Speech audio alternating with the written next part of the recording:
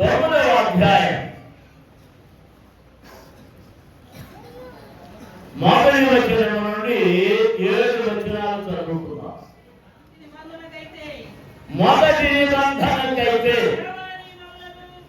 సేవా నియమములను ఈ లోక సంబంధమైన పరిశుద్ధ స్థలమున ఉండెను.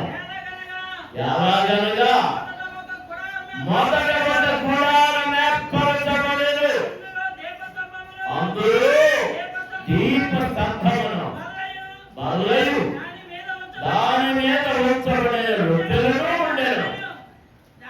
దానికి పరిశుద్ధ స్థలం అని పేరు.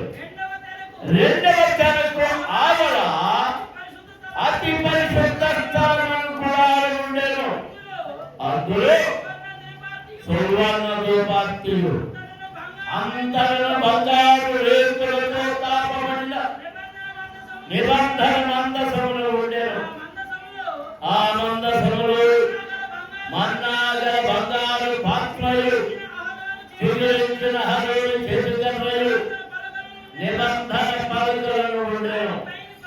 దానిపై కరుణాపీఠమును కప్పుకొడుతున్న మహిమ గల కెరూబులు ఉండెను. వీటిని బట్టి ఇప్పుడు వివరముగా చెప్పవలన పనులు.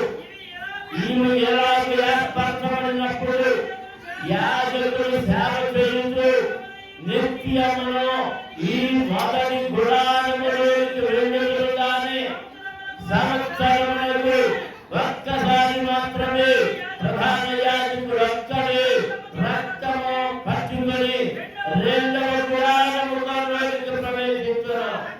ఆ రక్తము తన కొరకును ప్రజల అజ్ఞాన కృతముల కొరకును అతడు అర్పించును. దేవునికి స్తోత్రం. హల్లెలూయా, హల్లెలూయా, హల్లెలూయా. అందరూ కళ్ళు మూసుకొని ఇక్కడ ప్రార్థన చేస్తున్నాం.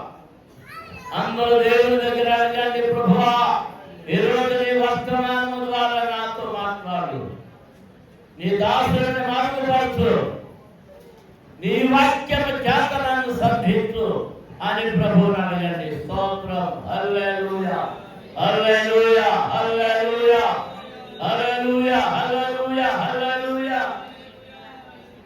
పరమ తండ్రి, పరిశుద్ధ ప్రభువా, జీవాధిపతి నీకు స్తోత్రం.